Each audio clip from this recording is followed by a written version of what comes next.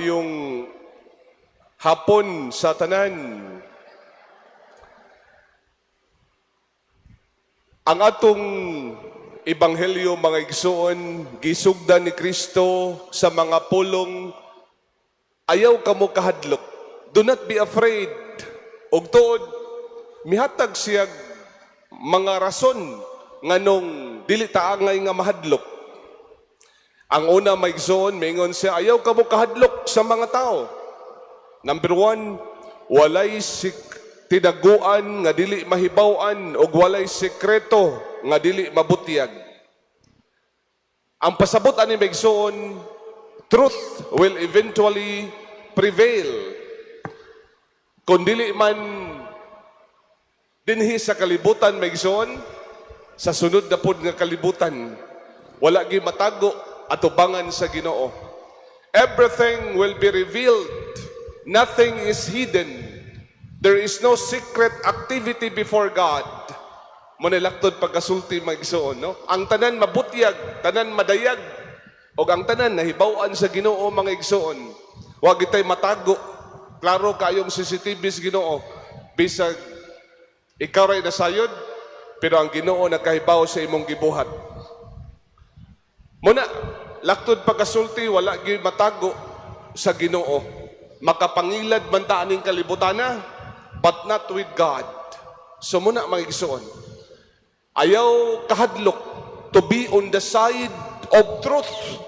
Sigurado panalo ka, no? Muna kung nagsulti lang ka sinuod, wadyo kay angay kahadlokan mga igsoon. Nabitaw ko'y amigo nga abogado mga igsoon. Kini siya baguhay lang nga ni-retire.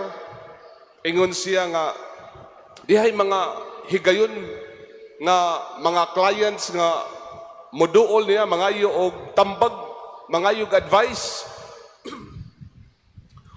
Usa sa di niya malimtan, dihay miduol niya miingon nga nahadlok ko sa akong kaatbang tungod kay gamhanan ra ba? Gamhanan kuno ang iyang kontra. Tuod, mingon ang maong abogado, ayaw kahadlok, isulti lang ang tinuod. Isulti lang ang tinuod. Lisod kaayo dipinsahan ang bakak, ingon siya. Ang usa ka bakak will lead to another bakak, and so on and so forth. Nga naman, imo man ang dipinsahan mo ang bakak. Munang mangita na sa ka, mag-create na sa laing bakak. Ingon ang amigo na kong abogado, kami pader, mag-away mi sa kong asawa, mag-away ming misis, sus, mutug-an na lang ko sa tinuod para dili mudako ang among away. Nga naman, tungod kay ang iyang asawa, abogada masad. Og tuod, ingon siya nga, mangayo lang kong pasaylo, og nasayop ko. Isulti ang tinuod. And surely, you will win. Ang gisulti aning maong abogado maigsoon is the same point of our Lord in today's gospel. If you are on the side of truth, do not be afraid. No ha? Muna siya. Number one na to nga makatunan sa ebanghelyo karon. Second, nga pahinumdom ni Kristo nganong dili man taangay nga mahadlok. Ayaw kamo kahadlok niadtong mapatay sa lawas, apan dili makapatay sa kalag. Hinunua, kahadlokin ninyo ang Dios nga makalaglag sa lawas ug sa kalag didto sa impyerno. Kani maigsoon, bugat kini nga mga pulong gikan sa atong Ginoo mismo.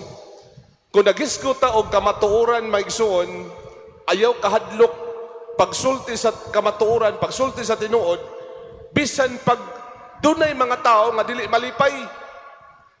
Mga tao nga mubahad o mapasakit kanimo, kay dili man ang tanan nga makadungog sa kamatuoran malipay. Kahadloki dili ang mapatay sa lawas, kun dili ang makapatay sa lawas og kalag. No? Bugata ni maigsoon. This is actually the same consolation that gave encouragement to the martyrs of our faith. Imagine, Megzon, na ay mga santos nga diin, nagsulti man sila sa kamatuoran, nagsangyaw sila sa kamatuoran, sila gipatay, sila gibato. Example, ani nga mga martir, nga mga santos, kato si Saint Thomas More. Kailan mo ni Saint Thomas More? Kato si Saint Lawrence the Deacon. Kini sila maigsuon, mibarug in loyalty to Christ, not in loyalty to the king of this world, no? Gani kato si Saint Thomas More, kay usaman to siya ka canon lawyer, giingnan siya ni King Henry VIII, kay makigbulag naman siya siyang asawa.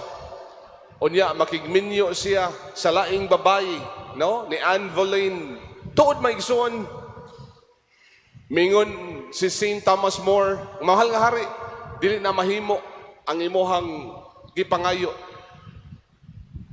Og tuod, ang hari wa mahimuot, suko kayo ang hari.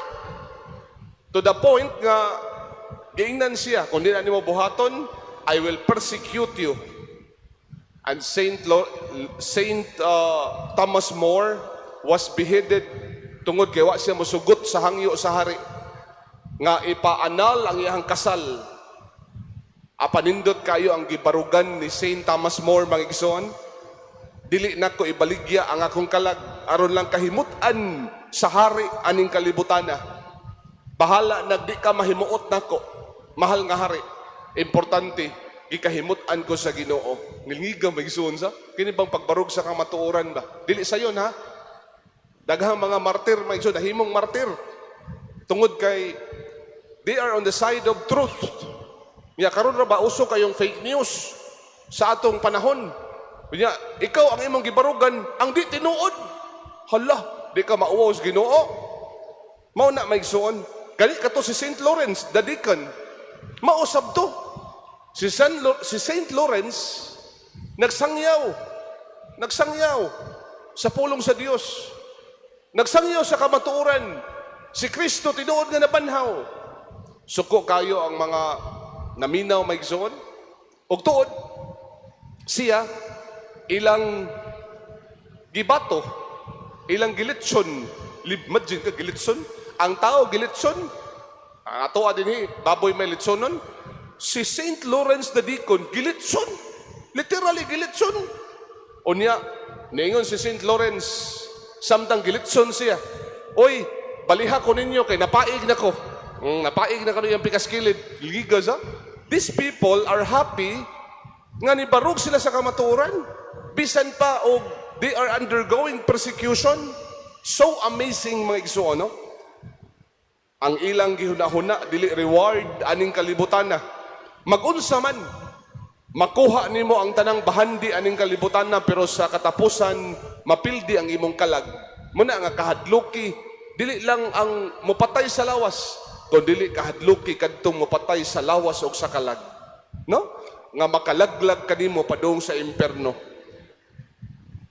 Third and final reason nga gihatag karon sa atong ebanghelyo, nanindot kay ni Megson, ang usa ka dako makapalit kamog duha ka langgam nga sayaw. Apan bisan pa ni ana, walay usa kanila nga mahulog sa yuta kun walay pagtugot sa inyong amahan nga tuwa sa langit. Gabiha Megson, no? Not one of the sparrows falls to the ground without the consent of your heavenly Father. Ang langgam nga gamay ra kayog bili, mapalit ra usa ka dako, di atiman maganis Ginoo, ang tao pakaha. Mauna may so no? Induta aning pahimangno na to karon. Do not be afraid. Nga naman, because human beings are precious in the eyes of God. We are precious in the eyes of God. And God will take good care of us. Mo na siya itong kuptan mga igsuon. Di kita pasagdan sa Ginoo. Gani, nakagasinati naman na nato. Panahon di sa COVID day. Di ba? Atong COVID, hinumdum ko ato mga igsuon. Nanamagos Cebu Caritas ni adto. Daghan na to may igsuon. Nangahadlok oy. Nangahadlok ta. Pero ang pulong sa ebanghelyo karon, ayaw kahadlok. Tungod lang sa COVID, no? Ngiga atong panahon na, oy. Hadlok ta nga mamatay, hadlok ta masakit. Labi pa ang mga hospital atong panahon na puno kayo. Sus, ang mga wards, sus, hawa na kabutangan sa mga COVID patients. Mga dedicated ICU beds for patients with COVID, sus, puno na pod. Daghang mga doctors sa itong panahon na, mga nurses, 24 hours ang ilahang shift. Sus, hadlok ta tungod kay community transmission man. Yabata kahibalo, 15 asymptomatic. Increasing ang number sa mga COVID cases. Every day, daghang nangamatay. Grabe, no? O punaan pag yun nga katong ECQ status nga why makagawas, no? Lockdown ta, sus, gabiha, magison, hadlok ta kay ganaman. Ang uban na to, nawagtangag trabaho. Ang uban na to, na-lay-off. Ang simbahan, di makamisa, yung nani. Sirado ang mga simbahan, gabiha to, no? Ang atong mga movements are restricted. Businesses are closed. No work, no food. There is fear. Sus, pero ngiliga sa, my dear friends, usahay ba? Malimot ta that we are not in control. We are not in control. Munang ayaw ka. Do not be anxious of so many things. Kaya bang urag tagay kag makahadlok, makabala ka. Learn to trust in the Lord. Nga naman, because God is in control of our life. God is in control of our future. And Jesus is telling us that we do not have to be afraid. Yes, there are sufferings. There are serious problems that we encounter. Apan wa man gid ta pasagdis Ginoo oy. Tanawa, God is giving us this assurance. Do not be afraid. Giatiman magay Ginoo ang mga langgam nga way bili. Kamo kita pakahang mga tao. Sumuna siya maigsoon ko na ni Kristo. All of us, His creatures, we are the most special to Him. No? Sumuni. And God is asking us something. Ang Ginoo na ngayon na to kung sa kabutang, unsa may ang gipangayo na to? To acknowledge Him before others. To acknowledge Him before others. Ang muangkon at ubangan sa mga tao nga si ako ang kunon ko usab at ubangan sa akong amahan dito sa langit. Apan ang dili mo angkon nga siya ako dili ko usab ang kunon at ubangan sa akong amahan dito sa langit. And I would like to end my homily with the life of Saint Lorenzo Ruiz de Manila. Sus, kato San Lorenzo Ruiz maigsoon. Gitagaan man to sa kahigayunan nga mabuhi. You can go home. Provided you will abandon your faith. Isalikway imong pagtuo. Then, buhian ka na mo. Apan sa gisulti ni San Lorenzo Ruiz, wa niya gidinay ang Ginoo. Wa niya gidinay ang iyang pagtuo. Mingon hinoon siya. Maka-proud kay na itong mga Pilipino. One of us. Sus, mingon siya ay, even I will be given 1,000 lives, I will offer all of them to God. Lingiga sa? Bisag tagaan, pakuglibuan na kinabuhi. Ang tanan akong kinabuhi, akong ihalad ngadto sa Ginoo. Klaro kayo ni San Lorenzo Ruiz mga igsoon ay, no?